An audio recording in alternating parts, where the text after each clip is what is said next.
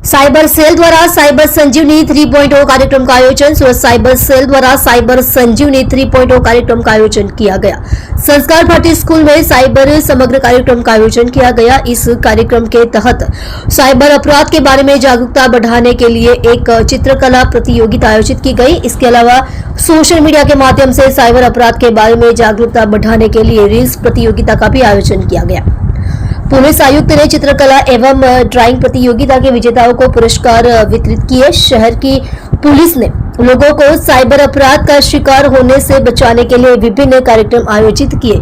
जानकारी के अनुसार सूरत में साइबर सेल द्वारा संस्कार भारती स्कूल में साइबर संजीवनी 3.0 कार्यक्रम का आयोजन किया गया था। इसके अलावा साइबर अपराध के बारे में जागरूकता बढ़ाने के लिए एक चित्रकला प्रतियोगिता आयोजित की गई। इसके अलावा आज के सोशल मीडिया के युग में साइबर अपराध के बारे में जागरूकता बढ़ाने के लिए एक रील्स प्रतियोगिता आयोजित की गई। सूरत पुलिस आयुक्त ने चित्र एवं रील प्रतियोगिता के विजेताओं को पुरस्कार वितरित किए। इसके अलावा सूरत सिटी पुलिस साइबर अपराध के पीड़ितों की मदद के लिए विभिन्न कार्यक्रमों का क्रियान्वयन कर रही है।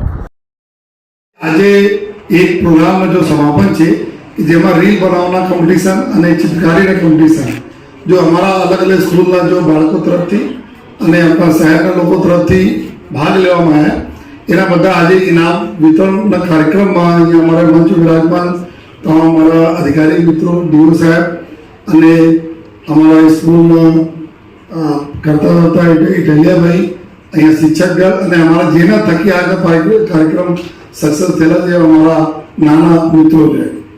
આ બધા જોઈ શકો છો કે કેટલા ક્રિએટિવિટી છે। અમે લોકો તો સાયબર ક્રાઇમની વાત કરીએ તો સાયબર ક્રાઇમમાં અમુક ચીજોને બધા વાત કરીએ છીએ કે ડિજિટલ અરેસ્ટ હોય કે ઓટીપી મારફતે લોકો આપણા તમારા પૈસા કાઢી લઈ જતા હોય, તમે ચીટિંગ કરે, જોબ ફ્રોડ હોય, ઇન્વેસ્ટમેન્ટ ફ્રોડ, અલગ અલગ પ્રકારના। પરંતુ જ્યારે આપણા બાળકો